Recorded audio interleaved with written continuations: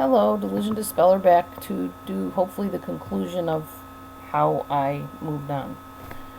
Alright, so after I got my video channel going, I ended up getting divorced from my first narcissistic husband and lived in shelters and a halfway house, or I guess you'd call it a transitional housing type situation with my youngest daughter. Met my second husband. Both husbands were met through a dating service. I am in favor of dating services. I have no problem with them, even though, yes, I met some lemons along the way. But my second husband, that ended up in a messy legal situation, and I divorced him. And as you probably know, I started making videos again, like even when I was in the transitional housing place. After I got out of the shelters, I couldn't do them in the shelter because people would steal my computer, and I really didn't want people to know my business a whole lot, so I didn't want to talk about stuff while I was in the shelters. But the transitional housing place was private. It was like my own little apartment, so I could be more, open. That's why you didn't see me for a while. I was in the shelters and then the transitional place. Okay, so I met my second husband. That ended up in a mess. And then from there, I eventually met my fiance, who I'm with now. Alright, in the meanwhile, while I was still in the marriage and still recovering after the narcissistic abuse of the mentor, I had to start practicing self-care. Now, you've heard me say that before. What is self-care? After a narcissistic injury, it becomes apparent to you that either you didn't know yourself or you no longer know yourself. In my case, I'm pretty sure I knew myself before this. I was a very strong, faith-filled type person, very driven by the word of faith message, the Rhema message, if anybody knows what that is. A very literal interpretation of the Bible and how you apply it to your life. I was surrounded by people that also believed this way.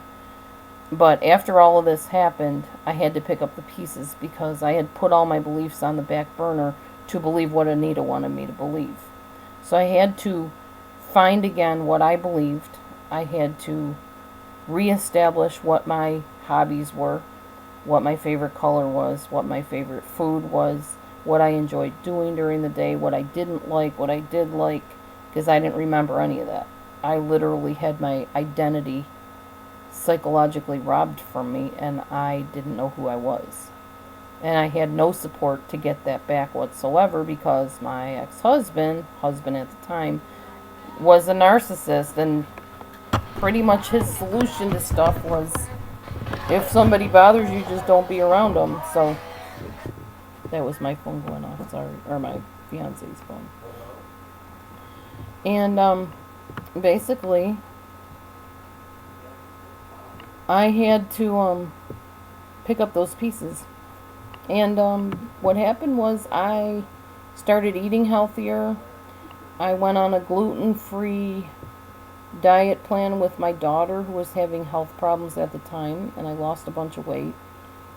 I started eating lower glycemic foods, and I lost the weight. So physically, I took care of myself. I also started journaling, which I told you all about on one of my videos, where I made this journal page that said, what do I feel like doing? Where am I now? What am I feeling? What do I want to do? What did I do? How do I feel about it? And that was my way of getting out on paper my feelings, my thoughts, how I felt, these drives that I had to call Anita, to reconnect, to rekindle this whole messy, dysfunctional situation. And after a while, I learned that calling her was going to result in not getting an answer. Trying to contact her online was going to result in me getting ignored, or her little goonies coming to me and harassing me and making me feel bad because it was them that were with her and not me. And eventually I learned what was healthier for myself was just to cut that completely off. I also went on medication at the time, a medicine called Topamax, which kind of helped me zone out. And at the time, I really needed that. I just needed to get away and shut down that part of thinking, that drive that made me want to spend all this time with her and have this bond with her. I was on Topamax for 9 months, and then I went on antidepressants for 3 months, which didn't do a thing because I wasn't depressed. I just basically had been narcissistically abused, and medicine doesn't treat that. After all the medication and everything, I was running a restaurant during the time with my ex-husband. After that was when I got the divorce. I decided to get back into college. I did it online for a while, then I went in person and did college. And through college, I learned to have more of a self-identity and independence and a feeling that I could do what I wanted to do and move on. It took a while, though. I mean, it was a good few years. So, as I said earlier, when you want to contact me is when you're like nearing the end of that few years or whatever that time period is. When you're ready to say, look, I want to move on, but I don't know how. I need some steps to do it. That's when you contact me, not right after it happens.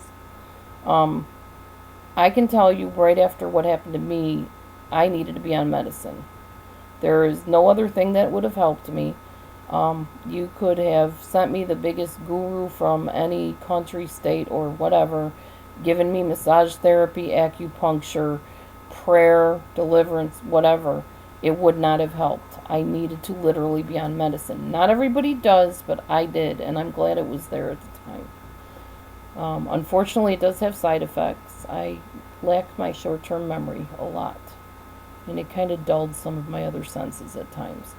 But other than that, I'm really thankful that that medicine was there and that they listened to me and put me on it at the time. Now I have moved on, obviously, so I want to see other people move on, and that's what I'm all about. Anyways, that's pretty much what I did. I mean, I changed my diet. I began exercising. I need to get back into exercising again, but I've been having some breathing issues, which thankfully to the mineral water lady that had her explanation on YouTube, I'm able to breathe better, so maybe now I can exercise a little bit more. But that's how I did it. It may work for you, it may not. You got to find who you are and what works for you. So thank you to that lady that gave me the idea to make this video. I'm going to conclude here because this is getting a little too long on a video, and I try to keep my videos short.